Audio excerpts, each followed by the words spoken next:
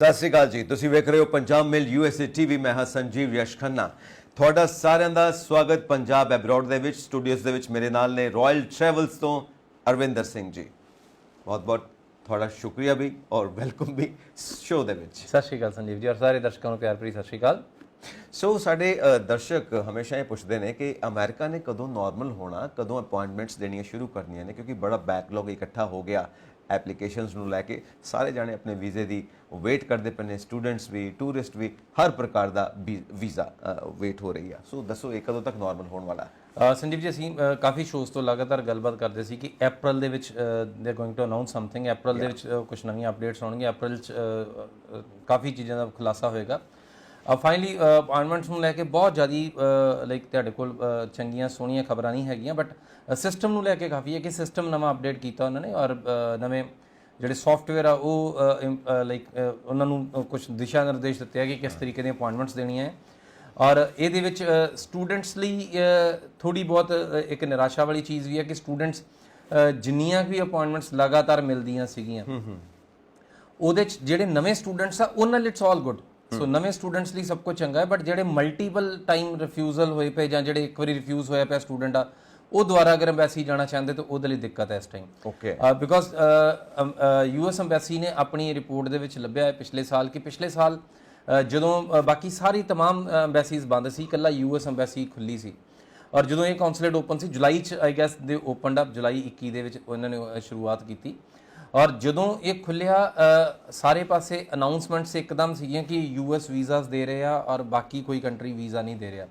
ਇੱਕਦਮ ਬਹੁਤ ਸਾਰੇ ਇੰਡੀਅਨ ਸਟੂਡੈਂਟਸ ਨੇ, ਸਪੈਸ਼ਲੀ ਇੰਡੀਆ ਦੀ ਗੱਲ ਹੈ, ਸਪੈਸ਼ਲੀ ਇੰਡੀਅਨ ਸਟੂਡੈਂਟਸ ਨੇ ਬਹੁਤ ਸਾਰੇ ਸਟੂਡੈਂਟਸ ਨੇ ਅਪਲਾਈ ਕੀਤਾ ਔਰ ਉਹਦੇ ਨਾਲ ਈਵਨ US ਦਾ ਸਿਸਟਮ ਵੀ ਕ੍ਰੈਸ਼ ਹੋਇਆ। ਓਕੇ, ਸੋ ਅਗੇਨ ਬਹੁਤ ਸਾਰੇ ਸਲੋਟਸ ਬੁੱਕ ਕੀਤੇ ਸਟੂਡੈਂਟਸ ਨੇ, ਬਹੁਤ ਸਾਰੀਆਂ ਅਪਾਇੰਟਮੈਂਟਸ ਚੱਕੀਆਂ ਔਰ ਮਾਰਕੀਟਿੰਗ ਕੁਛ ਇੱਦਾਂ ਦੀ ਹੋਈ ਕੁਛ ਏਜੰਟਸ ਵੱਲੋਂ ਕਿ ਅਮਰੀਕਾ ਪਹਿਲੀ ਵਾਰੀ ਵੀਜ਼ਾ ਨਹੀਂ ਦਿੰਦਾ, 2-4 ਵਾਰੀ ਅੰਬੈਸੀ ਜਾਓ ਤੇ ਫਿਰ ਵੀਜ਼ਾ ਦਿੰਦਾ ਹੈ।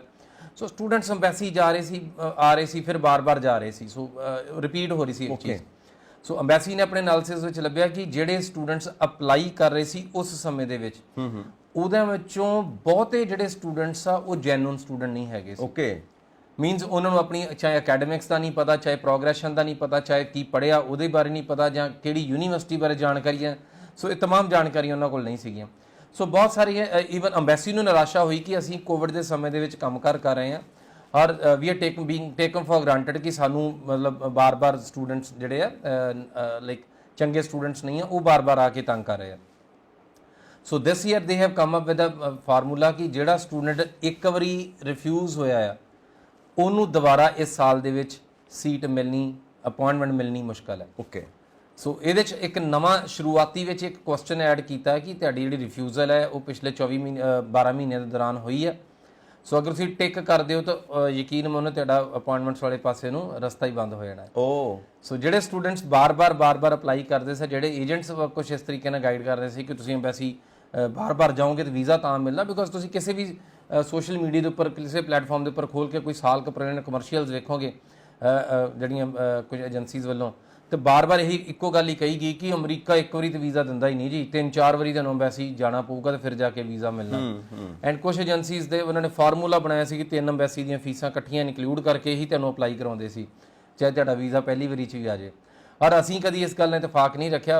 ਆਲਵੇਜ਼ ਸੇ ਕਿ ਜਿਹੜੇ ਸਟੂਡੈਂਟਸ ਨੂੰ ਵੀਜ਼ਾ ਆਉਣਾ ਫਸਟ ਟਾਈਮ ਦੇ ਵਿੱਚ ਆ ਜਾਂਦਾ, ਗੋ ਪ੍ਰੀਪੇਅਰਡ, ਬਹੁਤ ਆਸਾਨ ਵੀਜ਼ਾ ਆ। ਅਗਰ ਤੁਸੀਂ ਮਲਟੀਪਲ ਟਾਈਮਸ ਬਿਨਾਂ ਪ੍ਰੈਪਰੇਸ਼ਨ ਤੋਂ ਜਾ ਰਹੇ ਹੋ ਕੋਈ ਫਾਇਦਾ ਨਹੀਂ ਹੈਗਾ, ਤੁਸੀਂ ਸਿੰਗਲ ਟਾਈਮ ਜਾਓ, ਪ੍ਰੀਪੇਅਰ ਕਰਕੇ ਜਾਓ, ਤੁਹਾਨੂੰ ਐਗਜ਼ੈਕਟਲੀ ਪਤਾ ਕਿ ਵੀਜ਼ਾ ਆਫਿਸਰ ਨੇ ਕੀ ਕਰਨਾ, ਕੀ ਸੁਣਨਾ, ਤੁਸੀਂ ਕੀ ਸੁਣਾਉਣਾ। ਅਗਰ ਤੁਹਾਡੇ ਕੋਲ ਕਲੈਰਿਟੀ ਹੈਗੀ ਫਿਰ ਇਹ ਵੀਜ਼ਾ ਸੌਖਾ ਆ। ਓਕੇ, ਔਰ ਪਿਛਲੇ ਸਾਲ ਦੇ ਅੰਕੜੇ ਵਿੱਚ 62,000 ਵੀਜ਼ਾਸ ਗ੍ਰਾਂਟ ਕੀਤੇ US ਅੰਬੈਸੀ ਨੇ। ਹਾਲਾਂਕਿ ਕੋਵਿਡ ਦੇ ਸਮੇਂ ਦੇ ਵਿੱਚ ਵੀ ਜਦੋਂ ਬਹੁਤ ਸਾਰਾ ਕੁਝ ਓਪਨ ਅਪ ਨਹੀਂ ਸੀਗਾ, 62,000 ਦੇ ਵਿੱਚੋਂ 55,000 ਵੀਜ਼ੇ ਸਿਰਫ ਤੇ ਸਿਰਫ ਜੁਲਾਈ ਅਗਸਤ ਦੇ ਮਹੀਨੇ ਦੇ ਵਿੱਚ, ਲਗਭਗ 2 ਮਹੀਨਿਆਂ ਦੇ ਵਿੱਚ ਹੀ ਗ੍ਰਾਂਟ ਹੋਏ।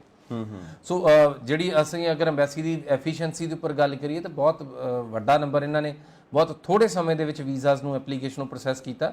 ਬਟ ਇਸ ਸਾਲ ਦੇ ਵਿੱਚ ਜਿਹੜੀਆਂ ਅਪਾਇੰਟਮੈਂਟਸ ਆ ਉਹ ਸਟੂਡੈਂਟਸ ਨੂੰ ਸਿਲੈਕਟਿਵ ਮਿਲਦੀਆਂ ਨੇ। ਇਸ ਟਾਈਮ ਜਿਹੜੀਆਂ ਨਾਰਮਲ ਜੈਨੂਇਨ ਸਟੂਡੈਂਟਸ ਆ ਉਹਨਾਂ ਨੂੰ ਮਈ ਜੂਨ ਦੀਆਂ ਅਪਾਇੰਟਮੈਂਟਸ ਅਵੇਲੇਬਲ ਨੇ। ਸੋ ਜਿਹੜੇ ਰਿਪੀਟ ਵਾਲੇ ਸਟੂਡੈਂਟਸ ਆ ਉਹਨਾਂ ਲਈ ਇਹ ਸਾਲ ਹਾਲੇ ਉਹਨਾਂ ਨੂੰ ਇੰਤਜ਼ਾਰ ਕਰਨਾ ਪਏਗਾ ਬਿਕੋਜ਼ ਇੱਕਦਮ ਸਿਸਟਮ ਉਹਨਾਂ ਨੂੰ ਅਲਾਉ ਨਹੀਂ ਕਰੇਗਾ ਐਂਟਰ ਹੋਣ ਲਈ। ਸੋ ਥੋੜੀ ਪੇਸ਼ੈਂਸ ਰੱਖਣੀ ਪਏਗੀ ਤਾਂ ਜਾ ਕੇ ਸਭ ਦੀ ਕਲੈਰਿਟੀ ਮਿਲੇਗੀ। ਨਾਲ ਦੀ ਨਾਲ ਬਿਲਕੁਲ ਚੁਕੰਨੇ ਹੋਣਾ ਪਏਗਾ ਤੁਹਾਨੂੰ ਸਾਰਿਆਂ ਨੂੰ ਕਿ ਕਿਤੇ ਕੋਈ ਗਲਤੀ ਨਾ ਹੋਵੇ, ਕਿਉਂਕਿ ਇਸ ਵਕਤ ਕੰਟਰੀ ਬਿਲਕੁਲ ਅਲਰਟ ਹੈ, ਸਿਸਟਮ ਬਿਲਕੁਲ ਅਲਰਟ ਹੈ, ਕਿਉਂਕਿ ਅਪਡੇਟ ਕੀਤਾ ਗਿਆ। ਇਸ ਕਰਕੇ ਜੇ ਸਿਸਟਮ ਬਿਲਕੁਲ ਅਲਰਟ ਹੈ ਤੁਹਾਨੂੰ ਵੀ ਅਲਰਟ ਹੋ ਕੇ ਚੱਲਣਾ ਪਏਗਾ, ਕਿਤੇ ਕੋਈ ਗਲਤੀ ਨਾ ਹੋ ਜਾਏ। ਇੱਕ ਇਹਦੇ ਚ ਚੀਜ਼ ਹੋਰ ਸੀ ਲਾਸਟ ਈਅਰ ਕਿ ਜਿਹੜੇ ਸਟੂਡੈਂਟਸ ਬਾਰ-ਬਾਰ ਅਪਾਇੰਟਮੈਂਟਸ ਸ਼ਡਿਊਲ ਵੀ ਕਰ ਰਹੇ ਸੀਗੇ ਉਹਨਾਂ ਵਿੱਚੋਂ ਹੀ ਬਹੁਤੇ ਸਟੂਡੈਂਟ ਅੰਬੈਸੀ ਤੱਕ ਵੀ ਨਹੀਂ ਪਹੁੰਚ ਪਾ ਰਹੇ ਸੀ। ਓਕੇ, ਸੋ ਕਈ ਸਟੂਡੈਂਟਸ ਨੇ ਆਪਣੀਆਂ ਅਪਾਇੰਟਮੈਂਟਸ ਲੈ ਕੇ ਵੀ ਸਕਿਪ ਕੀਤੀਆਂ। ਸੋ ਜਦੋਂ ਤੁਸੀਂ ਟਫ ਟਾਈਮ ਦੇ ਵਿੱਚ ਜੋ ਤੁਸੀਂ ਕੰਮ ਕਰਦੇ ਹੋ ਤੇ ਯੈਸ ਉਦੋਂ if somebody doesn't show up ਤੇ ਤੁਹਾਡਾ ਖੁਦ ਦਾ ਵੀ ਜਿਹੜਾ ਹਾਰਟ ਹੈ ਉਹ ਮਤਲਬ ਲੂਜ਼ ਹੁੰਦਾ ਆ। ਸੋ ਕੁਛ ਇਦਾਂ ਦਾ ਹੀ ਅੰਬੈਸੀ ਦੇ ਵਿੱਚ, ਔਰ ਅੰਬੈਸੀ ਨੇ ਆਪਣੇ ਬੜੀ ਵਾਰੀ ਆਪਣੀ ਲਾਈਕ ਜਿਹੜੀਆਂ ਲਾਸਟ 2-4 ਲਾਈਕ ਜਿਹੜੀਆਂ ਦਿਨਾਂ ਜਾਣਕਾਰੀਆਂ ਸਾਂਝੀਆਂ ਕੀਤੀਆਂ ਚ ਬਹੁਤ ਖੁਲਾਸਾ ਇੱਕ ਕੀਤਾ ਕਿ ਜਿਸ ਤਰੀਕੇ ਨਾਲ ਪੂਰੀ ਦੁਨੀਆ ਦੇ ਬਿਜ਼ਨੈਸਸ ਨੂੰ ਇੱਕਦਮ ਰਿਵਾਈਵ ਹੋਣ ਨੂੰ ਸਮਾਂ ਲੱਗਾ ਆ, ਸੇਮ 100% ਕੈਪੈਸਿਟੀ ਦੇ ਉੱਪਰ ਯੂਐਸ ਅੰਬੈਸੀ ਆਉਂਦਿਆਂ ਵੀ ਥੋੜਾ ਜਿਹਾ ਸਮਾਂ ਲੱਗੇਗਾ। ਐਂਡ ਉਹਨਾਂ ਨੇ ਇਸ ਸਾਲ ਦੇ ਐਂਡ ਤੱਕ ਆਪਣੇ ਆਪ ਨੂੰ ਬਿਲਕੁਲ ਹਰ ਇੱਕ ਚੀਜ਼ ਲਈ ਰੈਡੀ ਦੱਸਿਆ ਕਿ ਯੈਸ ਇੱਕ ਸਾਲ ਬਾਅਦ ਅਸੀਂ ਆਲਮੋਸਟ ਸਭ ਚੀਜ਼ਾਂ ਲਈ ਰੈਡੀ ਹੋ ਜਾਵਾਂਗੇ because we are coming up with new systems. ਔਰ ਇਸ ਸਭ ਦੇ ਵਿੱਚ ਵੀ ਜਿਹੜੀਆਂ ਅੰਬੈਸੀ ਆਪਣੇ ਨਾਰਮਲ ਵਰਕਿੰਗ ਦੇ ਉੱਪਰ ਇਸ ਸਮੇਂ ਦੇ ਵਿੱਚ ਜਿਹੜੀ ਅੰਬੈਸੀ ਦੀ ਕੈਪੈਸਿਟੀ ਆ ਉਹ 2/3 ਤਕਰੀਬਨ ਵੀਜ਼ਾਸ ਪ੍ਰੋਸੈਸ ਕਰ ਰਹੇ ਆ ਜੋ ਲਾਈਕ ਪ੍ਰੀ ਕੋਵਿਡ ਦਾ ਸਮਾਂ ਸੀਗਾ। ਸੋ ਅਗਰ ਲੱਖ ਵੀਜ਼ਾ ਦੇ ਰਹੇ ਸੀ ਤਾਂ ਇਸ ਟਾਈਮ ਤੁਸੀਂ ਵੇਖ ਲਓ ਵੀ 60-65 ਹਜ਼ਾਰ ਰੁਪਏ ਜਿਹੜਾ ਵੀਜ਼ਾ ਹੈ ਉਹ ਦਿੱਤਾ ਜਾ ਰਿਹਾ ਹੈ। ਸੋ 2/3 ਕੈਪੈਸਿਟੀ ਦੇ ਉੱਪਰ ਅੰਬੈਸੀ ਇਸ ਸਮੇਂ ਦੇ ਵਿੱਚ ਕੰਮ ਕਰ ਰਹੀ ਹੈ ਔਰ 100% ਜਿਹੜੀ ਐਫੀਸ਼ੀਐਂਸੀ ਹੈ ਇਸ ਅੰਬੈਸੀ ਦੀ ਉਹ ਅਸੀਂ ਵੇਖਾਂਗੇ ਇਸ ਸਾਲ ਦੇ ਐਂਡ ਤੱਕ ਜਾ ਕੇ 100% ਐਫੀਸ਼ੀਐਂਸੀ ਦੇ ਉੱਪਰ ਆ ਜਾਏਗੀ। ਸੋ ਉਮੀਦ ਕਰਦੇ ਹਾਂ ਕਿ ਜਿੰਨੀਆਂ ਵੀ ਐਪਲੀਕੇਸ਼ਨਸ ਦਾ ਬੈਕਲੌਗ ਆ because US the backlog coffee huge ਹੁੰਦਾ ਔਰ ਇੱਕ ਚੀਜ਼ ਅਸੀਂ ਵੇਖੀ ਹੈ ਕਿ ਅਗਰ ਬੈਕਲੌਗ ਹਿਊਜ ਹੁੰਦਾ ਤੇ ਇਹ ਕੱਢਦੇ ਵੀ ਮਿੰਟੋ ਮਿੰਟ ਹੀ ਹੈ। ਓਕੇ, ਸੋ ਅਗਰ ਅਸੀਂ ਗੱਲ ਕਰ ਰਹੇ ਹਾਂ ਕਿ ਅਗਰ 2 ਮਹੀਨਿਆਂ ਦੇ ਵਿੱਚ ਅਗਰ ਇਹਨਾਂ ਨੇ 55,000 ਵੀਜ਼ਾ ਦਿੱਤੇ ਆ ਉਸ ਸਮੇਂ ਦੇ ਵਿੱਚ ਵੀ ਕਮ ਸੇ ਕਮ 2 ਲੱਖ ਐਪਲੀਕੇਸ਼ਨਸ ਜ਼ਰੂਰ ਪ੍ਰੋਸੈਸ ਕੀਤੀਆਂ ਹੋਣਗੀਆਂ। ਸੋ ਇੱਕ ਵੱਡਾ ਨੰਬਰ ਹੈ ਜਿਹੜਾ ਐਪਲੀਕੇਸ਼ਨਸ ਦਾ ਕੁਇਕਲੀ ਪ੍ਰੋਸੈਸ ਕਰ ਜਾਂਦੇ ਆ। ਸੋ ਇਸ ਕਰਕੇ ਜਿਹੜੇ ਲੰਬੇ ਚੌੜੇ ਬੈਕਲੌਗ ਇੱਥੇ ਲੱਗਣ ਵਾਲੇ ਨਹੀਂ ਆ ਬਿਕਾਜ਼ ਇਸ ਸਮੇਂ ਜਿਹੜੀ ਇਮੀਗ੍ਰੇਸ਼ਨ ਕਾਫੀ ਅਲੱਗ-ਅਲੱਗ ਸਟੇਜਸ ਵਿੱਚੋਂ ਲੰਘ ਰਿਹਾ। ਤੁਸੀਂ ਉੱਥੇ ਵੀ ਅਗਰ ਜਿਹੜੀਆਂ H4 ਦੀਆਂ ਐਪਲੀਕੇਸ਼ਨਸ ਆ ਉਹਨਾਂ ਨੂੰ ਵੀ ਵਰਕਿੰਗ ਰਾਈਟਸ ਦਿੱਤੇ ਜਾ ਰਹੇ ਆ। ਸੋ ਪਹਿਲਾਂ ਉਹਨਾਂ ਨੂੰ ਵਰਕਿੰਗ ਰਾਈਟਸ ਨਹੀਂ ਹੁੰਦੇ ਸੀ।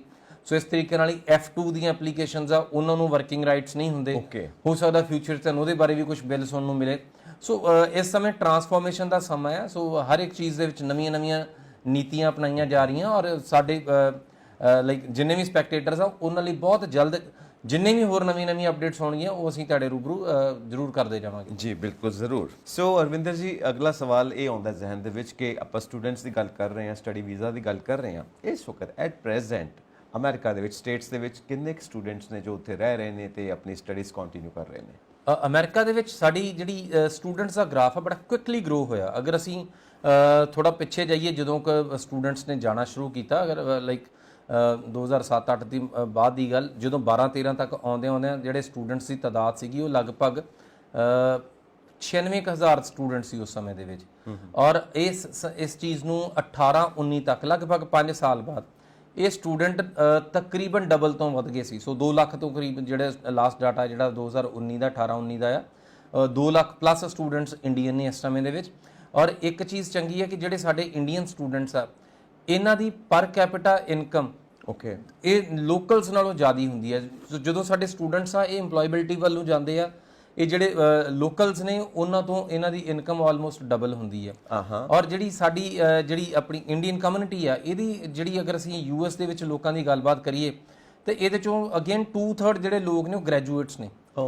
ਸੋ ਇੱਕ ਬੜੀ ਵੱਡੀ ਚੇਂਜ ਆ, ਇੱਕ ਬੜਾ ਵੱਡਾ ਇੱਕ ਸਾਡਾ ਸਮਾਜ ਹੈ ਯੂਐਸ ਦੇ ਵਿੱਚ ਕਿ ਜਿੰਨੇ ਕਿ ਸਾਡੇ ਲੋਕ ਨੇ ਉਹਨਾਂ ਚੋਂ ਮੈਕਸਿਮਮ ਗ੍ਰੈਜੂਏਟਸ ਨੇ ਔਰ ਉਹ ਜਿੰਨੇ ਵੀ ਇੰਡੀਅਨਸ ਨੇ ਉੱਥੇ ਉਹ ਲੋਕਲਸ ਨਾਲੋਂ ਆਲਮੋਸਟ ਡਬਲ ਉਹਨਾਂ ਦੀ ਇਨਕਮ ਆ। ਸੋ ਇਹ ਇੱਕ ਸਾਡੀ ਕਮਿਊਨਿਟੀ ਨੂੰ ਉੱਥੇ ਲਾਈਕ ਯੂਐਸ ਦੇ ਵਿੱਚ ਇੱਕ ਐਸਾ ਵਿਲੱਖਣ ਜਗ੍ਹਾ ਦਿੰਦੀ ਹੈ ਕਿ ਜਿਹਦੇ ਨਾਲ ਮਾਨ ਸਨਮਾਨ ਇਸ ਕਮਿਊਨਿਟੀ ਦੇ ਨਾਲ ਹਮੇਸ਼ਾ ਤੋਂ ਜੁੜਿਆ ਆ। Very nice. ਸੋ ਅਸੀਂ ਹਮੇਸ਼ਾ ਹਰ ਥਾਂ ਦੇ ਉੱਤੇ ਆਪਣੀ ਪੋਜੀਸ਼ਨ ਬਰਕਰਾਰ ਰੱਖਦੇ ਹਾਂ ਜਿੱਥੇ ਵੀ ਦੁਨੀਆ ਦੇ ਵਿੱਚ ਹੋਈ, ਔਰ ਸਟੇਟਸ ਦੇ ਵਿੱਚ ਸਾਡੀ ਕਾਫੀ ਵਧੀਆ ਜਿਹਨੂੰ ਕਹਿ ਦਿੰਦੇ ਆ ਸੋਲਿਡ ਪੋਜੀਸ਼ਨ ਹੈ ਕਿਉਂਕਿ USA ਦੀ ਇਕਨੋਮੀ ਦੇ ਵਿੱਚ ਵੀ ਅਸੀਂ ਇੱਕ ਵੱਡਾ ਸ਼ੇਅਰ ਪਾਉਨੇ ਆ। ਬਿਲਕੁਲ ਮਿਹਨਤ ਹੈ। ਤੋ ਰਵਿੰਦਰ ਜੀ ਇਹਦੇ ਵਿੱਚੋਂ ਸਵਾਲ ਵਿੱਚੋਂ ਇੱਕ ਹੋਰ ਸਵਾਲ ਨਿਕਲਦਾ ਹੈ, ਗੱਲ ਵਿੱਚੋਂ ਇੱਕ ਹੋਰ ਗੱਲ ਨਿਕਲਦੀ ਹੈ ਕਿ ਜਿਹੜਾ ਪ੍ਰੋਗਰਾਮ ਚੱਲ ਰਿਹਾ ਸੀ ਵੀਜ਼ਾ ਵੇਵਰ, ਜੀ ਉਹਨੂੰ ਲੈ ਕੇ ਕਾਫੀ ਕਿਉਰਿਓਸਿਟੀ ਹੈ, ਸਾਡੇ ਦਰਸ਼ਕ ਜਾਣਨਾ ਚਾਹੁੰਦੇ ਨੇ ਕਿ ਇਸ ਵਕਤ ਉਹਦਾ ਸਟੇਟਸ ਕੀ ਹੈ, ਕਿੱਥੇ ਤੱਕ ਪਹੁੰਚਿਆ ਹੈ ਉਹਦਾ net result? Visa waiver programme ਸ਼ੁਰੂ ਕੀਤਾ ਗਿਆ ਸੀ ਕਿ ਤਕਰੀਬਨ ਇਹਦਾ ਜ਼ਿਆਦਾ ਬੈਨੀਫਿਟ ਯੂਰਪੀਅਨ ਕੰਟਰੀਜ਼ ਨੂੰ ਹੋਇਆ ਤਕਰੀਬਨ ਜਿਹੜੇ ਵੀਜ਼ਾ ਵੇਵਰ ਲਿਸਟ ਦੇ ਵਿੱਚ ਹੈ।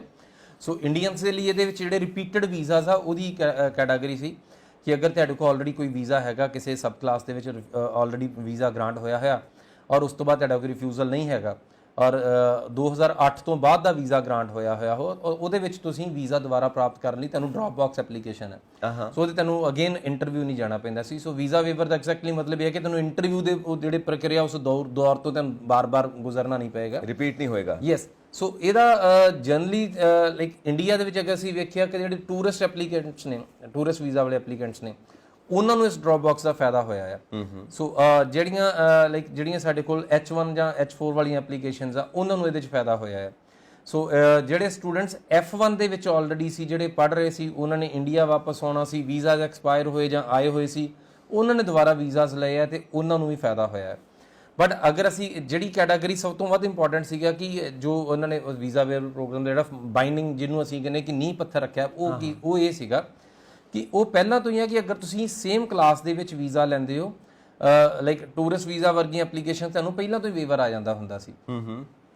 ਜਿਹੜੀਆਂ H1 ਵਾਲੀਆਂ ਐਪਲੀਕੇਸ਼ਨ ਉਹਨਾਂ 'ਚ ਵੇਵਰ ਨਹੀਂ ਹੁੰਦਾ ਸੀ, ਤੁਹਾਨੂੰ ਹਰ ਸਾਲ ਆਉਂਦਾ ਸੀ, ਹਰ ਸਾਲ ਤੁਹਾਨੂੰ ਇੰਟਰਵਿਊ 'ਚੋਂ ਨਿਕਲਣਾ ਪੈਂਦਾ ਸੀ ਬਿਕੋਜ਼ ਤੁਹਾਡੀ ਕਦੀ ਕੰਪਨੀ ਵੱਖਰੀ ਹੋ ਗਈ, ਕਦੀ ਕੰਪਨੀ ਚੇਂਜ ਹੋ ਗਈ। ਸੋ ਉਹਨਾਂ ਨੂੰ ਇਸ ਚੀਜ਼ ਤੋਂ ਹੁਣ ਫਾਇਦਾ ਮਿਲ ਗਿਆ। ਸਟੂਡੈਂਟਸ ਵਾਲੇ ਜਿਹੜੇ ਇੱਕ ਵਾਰੀ ਚਲ ਜਾਂਦਾ ਸੀ ਉਹਦੇ ਕੋਲ ਤਕਰੀਬਨ ਵੀਜ਼ਾ ਰਹਿੰਦਾ ਹੀ ਰਹਿੰਦਾ ਸੀਗਾ। ਸੋ ਜਿਹੜਾ ਨੇ ਨਵਾਂ ਨੀਂਹ ਪੱਥਰ ਰੱਖਿਆ ਉਹ ਇਹ ਸੀਗਾ ਕਿ ਤੁਹਾਡੇ ਕੋਲ ਕਿਸੇ ਵੀ ਕੈਟਾਗਰੀ ਵਿੱਚ ਪ੍ਰੀਵੀਅਸ ਵੀਜ਼ਾ ਹੈਗਾ ਆ ਤੇ ਤੁਹਾਨੂੰ ਇਹਦਾ ਲਾਭ ਮਿਲ ਸਕਦਾ ਹੈ, ਤੁਹਾਡਾ ਡ੍ਰੌਪ ਬਾਕਸ ਹੋ ਸਕਦਾ ਹੈ। ਬਟ ਅਨਫੋਰਚੂਨੇਟਲੀ ਇਹ ਬਹੁਤ ਸਾਰੇ ਐਪਲੀਕੈਂਟਸ ਨਾਲ ਹੋਇਆ ਨਹੀਂ ਬਿਕੋਜ਼ ਇਹ ਜਿਹੜੇ ਅਧਿਕਾਰ ਹੈ ਉਹ ਸੰਬੰਧਿਤ ਕੌਂਸੂਲੇਟਸ ਨੂੰ ਦਿੱਤੇ ਆ ਔਰ ਜਿਹੜੇ ਸਾਡੇ ਇੰਡੀਆ ਦੇ ਜਿੰਨੇ ਵੀ ਕੌਂਸੂਲੇਟਸ ਨੇ ਇਹਨਾਂ ਨੇ ਡ੍ਰੌਪ ਬਾਕਸ ਫੈਸਿਲਿਟੀਜ਼ ਇਦਾਂ ਹੀ ਅਪਰੂਵ ਨਹੀਂ ਕੀਤੀਆਂ। ਸੋ ਉਹਦੇ ਵਿੱਚ ਤੁਹਾਡੇ ਕੋਲ ਅਗਰ ਤੁਹਾਡੇ ਕੋਲ ਪ੍ਰੀਵੀਅਸ ਵੀਜ਼ਾ ਸੀ ਕੋਈ, ਤੁਹਾਡੇ ਕੋਲ ਡ੍ਰੌਪ ਬਾਕਸ ਵੀ ਹੋਇਆ, ਐਪਲੀਕੇਸ਼ਨ ਹੈਗੀ ਹੈ ਔਰ ਤੁਹਾਡੀ ਐਪਲੀਕੇਸ਼ਨ ਸਪੋਜ਼ ਕਰੋ ਪਹਿਲਾਂ ਟੂਰਿਸਟ ਸੀ, ਅੱਜ ਤੁਸੀਂ ਸਟੂਡੈਂਟ ਜਾ ਰਹੇ ਹੋ ਜਾਂ ਪਹਿਲਾਂ ਤੁਹਾਡੀ ਕੈਟਾਗਰੀ ਹੋ ਕੈਟਾਗਰੀ ਸਵਿਚ ਕਰ ਰਹੇ ਹੋ।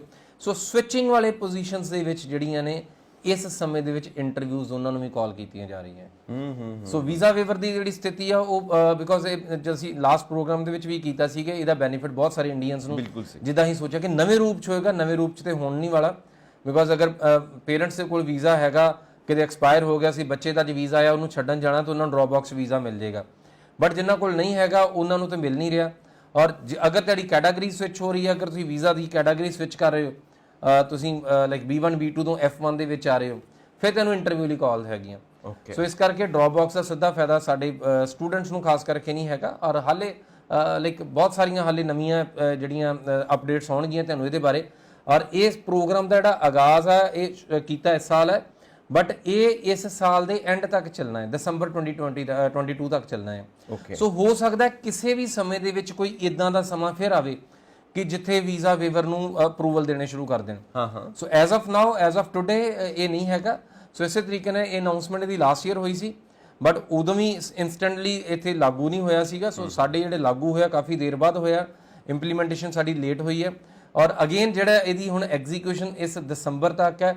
ਆਈ ਸਟਿਲ ਬਲੀਵ ਕਿ ਵਿੱਚ ਕਿਤੇ ਨਾ ਕਿਤੇ ਕੋਈ ਸਮਾਂ ਆਏਗਾ, ਅਗੇਨ ਡ੍ਰੌਪ ਬਾਕਸ ਐਪਲੀਕੇਸ਼ਨ ਦਾ ਦੌਰ ਆਏਗਾ, ਫਿਰ ਉਹਨਾਂ ਨੂੰ ਸਾਡੇ ਜਿਹੜੀਆਂ ਐਪਲੀਕੈਂਟਸ ਨੇ ਉਹਨਾਂ ਨੂੰ ਹੋਰ ਇਹਦਾ ਫਾਇਦਾ ਮਿਲੇਗਾ, ਬੈਕ ਔਨ ਟਰੈਕਸ ਹੋ ਜਾਏਗਾ ਸਭ ਕੁਝ ਆਬਵੀਅਸਲੀ ਬਿਕਾਜ਼ ਅੰਬੈਸੀ ਨੇ ਖੁਦ ਕਿਹਾ ਕਿ ਇਸ ਸਾਲ ਦੇ ਐਂਡ ਤੱਕ ਉਹਨਾਂ ਕੋਲ ਬਹੁਤ ਅਪਡੇਸ਼ਨਸ ਨੇ, ਬਹੁਤ ਲਾਈਕ ਜਿਹੜਾ ਉਹਨਾਂ ਨੇ 100% ਕੈਪੈਸਿਟੀ ਦੇ ਉੱਪਰ ਆ ਜਾਣਾ ਔਰ ਜਿਸ ਤਰੀਕੇ ਨਾਲ ਪ੍ਰੀ ਕੋਵਿਡ ਜਿਸ ਤਰੀਕੇ ਨਾਲ ਅੰਬੈਸੀ ਕੰਮ ਕਰਦੇ ਸੀ ਐਗਜ਼ੈਕਟਲੀ ਉਸ ਤਰੀਕੇ ਨਾਲ ਅੰਬੈਸੀ ਦਾ ਤੁਸੀਂ ਦੁਬਾਰਾ ਬਿਹੇਵੀਅਰ ਦੇਖਣ ਨੂੰ ਮਿਲੋਗੇ because after all it's business. So obviously it's business. ਇਹ ਵਰਡ ਯੂਜ਼ ਕੀਤਾ ਅੰਬੈਸੀ ਨੇ, ਇਹ ਵਰਡ ਯੂਜ਼ ਕੀਤਾ ਕਿ ਜਿੱਦਾਂ ਹਰ ਬਿਜ਼ਨਸ ਨੂੰ ਸੈਟਅਪ ਹੁੰਦੇ ਆ ਕੋਵਿਡ ਤੋਂ ਬਾਅਦ ਥੋੜਾ ਸਮਾਂ ਲੱਗਦਾ ਹੈ, ਅਸੀਂ ਵੀ ਉਸੇ ਟ੍ਰਾਂਜੀਸ਼ਨ ਪੀਰੀਅਡ ਚੋਂ ਗੁਜ਼ਰ ਰਹੇ ਹਾਂ। ਸੋ ਜਿਸ ਤਰੀਕੇ ਨਾਲ ਬਿਜ਼ਨਸ ਸੈਟਅਪ ਹੋਣ ਨੂੰ ਸਮਾਂ ਲੱਗ ਰਿਹਾ ਇਸੇ ਤਰੀਕੇ ਨਾਲ ਅੰਬੈਸੀ ਨੂੰ ਵੀ ਸੈਟਅਪ ਹੋਣ 'ਚ ਸਮਾਂ ਲੱਗ ਰਿਹਾ ਹੈ। ਹੋਪਫੁਲੀ ਫਲਰਿਸ਼ ਕਰੇਗਾ ਟਾਈਮ ਦੇ ਨਾਲ। ਸੋ ਅਰਵਿੰਦਰ ਜੀ, ਬਿਜ਼ਨਸ ਦੇ ਨਾਲ ਹੋਰ ਕੈਟਾਗਰੀਜ਼ ਵੀ ਆਉਂਦੀਆਂ ਨੇ ਕਿਉਂਕਿ ਹਰ ਪਾਸੇ ਧਿਆਨ ਦੇਣਾ ਪਏਗਾ ਅਮਰੀਕਨ ਐਮਬੈਸੀ ਨੂੰ। ਸੋ ਇੱਕ ਕੈਟਾਗਰੀ ਆਉਂਦੀ ਹੈ ਇਮੀਗ੍ਰੈਂਟਸ ਦੀ। ਸੋ ਜੋ ਇਮੀਗ੍ਰੇਸ਼ਨ ਦੇ ਵੀਜ਼ਾਸ ਨੇ ਉਹਨਾਂ ਦਾ ਕੀ ਸਟੇਟਸ ਹੈ, ਉਹ ਇਸ ਵਕਤ ਕੀ ਸੀਨ ਚੱਲ ਰਿਹਾ ਹੈ? ਮਾਰਚ ਵਿੱਚ ਕੋਈ ਇਹਨਾਂ ਨੇ ਬਹੁਤ ਘੱਟ ਐਪਲੀਕੇਸ਼ਨਸ ਜਿਹੜੀਆਂ ਉਹਨਾਂ ਦੇ ਇੰਟਰਵਿਊ ਸ਼ਡਿਊਲ ਕੀਤੀਆਂ, ਹਾਲਾਂਕਿ ਉਹਨਾਂ ਦੇ ਸ਼ਡਿਊਲ ਕੀਤਾ ਜਿਹੜਾ ਲਗਾਤਾਰ ਜਾਰੀ ਹੈ ਬਟ ਬਹੁਤ ਸਾਰੇ ਲੋਕ ਨੇ ਜਿਨ੍ਹਾਂ ਦੀਆਂ ਆਈਆਂ ਅਪਾਇੰਟਮੈਂਟਸ ਕੈਂਸਲ ਹੋ ਗਈਆਂ, ਜਿਨ੍ਹਾਂ ਦੀ ਨਵੀਆਂ NVC ਤੋਂ ਲਾਈਕ ਈਮੇਲਸ ਆ ਰਹੀਆਂ ਨੇ 60 ਦਿਨ ਵਾਲੀ ਬਟ ਅਪਾਇੰਟਮੈਂਟਸ ਨਹੀਂ ਆ ਰਹੀਆਂ। ਸੋ ਅਸੀਂ ਕੁਝ ਉਹਦੇ 'ਚ ਇੱਕ ਲਾਈਕ ਨਾਰਮਲ ਤਰੀਕੇ ਨਾਲ ਉਹਨਾਂ ਦੀਆਂ ਅਪਾਇੰਟਮੈਂਟ ਸ਼ਡਿਊਲ ਕਰ ਲੈਂਦੇ ਹਾਂ। ਸੋ ਇਹ ਇੱਕ ਚੀਜ਼ ਹੈਗੀ ਹੈ ਕਿ ਜਿਹਦੇ 'ਚ ਜਿਹੜੀ ਇਮੀਗ੍ਰੈਂਟਸ ਆ ਅਗਰ ਤੁਸੀਂ ਬਹੁਤ ਸਮਾਂ ਵੇਟ ਕਰ ਰਹੇ ਹੋ ਸੋ ਤੁਸੀਂ ਕਾਲ ਕਰਕੇ ਦੇਖੋ ਔਰ ਤੁਹਾਨੂੰ ਅਪਾਇੰਟਮੈਂਟਸ ਜਿਹੜੀਆਂ ਸ਼ਡਿਊਲ ਮਿਲ ਜਾਣਗੀਆਂ। ਸੋ ਉਹਦੇ ਵਿੱਚ ਕੋਈ ਲੰਮਾ ਚੌੜਾ ਕੰਮ ਨਹੀਂ ਹੈਗਾ। ਬੇਸਿਕਲੀ ਅਸੀਂ ਉਹਨੂੰ ਮੈਨੂਅਲੀ ਕਰਦੇ ਹਾਂ ਔਰ ਕੁਝ ਚੀਜ਼ਾਂ ਦਾ ਸਟੂਡੈਂਟਸ ਔਰ ਜਿਹੜੇ ਐਪਲੀਕੈਂਟਸ ਹਨ ਉਹਨੂੰ ਸਮਝਾ ਕੇ ਭੇਜਦੇ ਹਾਂ ਐਮਬੈਸੀ ਵਿੱਚ ਕੀ ਕਹਿਣਾ, ਕਿੱਦਾਂ ਗੱਲਬਾਤ ਕਰਨੀ, and they are getting through. ਔਰ ਜਿਹੜੇ ਇਮੀਗ੍ਰੈਂਟਸ ਦੇ ਵੀਜ਼ਾਸ ਵੀ ਆ ਰਹੇ ਆ। ਸੋ ਨਾਰਮਲ ਤਰੀਕੇ ਨਾਲ ਇਹਨੂੰ ਜਿਹੜੇ ਐਮਬੈਸੀ ਨੇ ਹਾਲੇ ਕੈਪੈਸਿਟੀ ਦੇ ਉੱਪਰ ਆਉਂਦੇ ਹੁੰਦੇ 100% ਕੈਪੈਸਿਟੀ ਦੇ ਉੱਪਰ ਆਉਂਦੇ ਹੁੰਦੇ ਸਮਾਂ ਲੱਗੇਗਾ। ਔਰ ਇਸ ਮਹੀਨੇ ਦੇ ਵਿੱਚ ਵੀ ਜਿਹੜੀਆਂ ਮਾਰਚ ਦੇ ਵਿੱਚ ਵੀ ਅਪਾਇੰਟਮੈਂਟਸ ਦਿੱਤੀਆਂ ਬਹੁਤ ਥੋੜੀਆਂ ਦਿੱਤੀਆਂ ਉਹਨਾਂ ਨੇ। ਅਪ੍ਰੈਲ ਦੇ ਵਿੱਚ ਅਗੇਨ ਬਹੁਤ ਜ਼ਿਆਦਾ ਉਮੀਦ ਨਹੀਂ ਹੈਗੀ ਕਿ ਜ਼ਿਆਦਾ ਵੱਡੇ ਨੰਬਰਸ ਆਉਣਗੇ।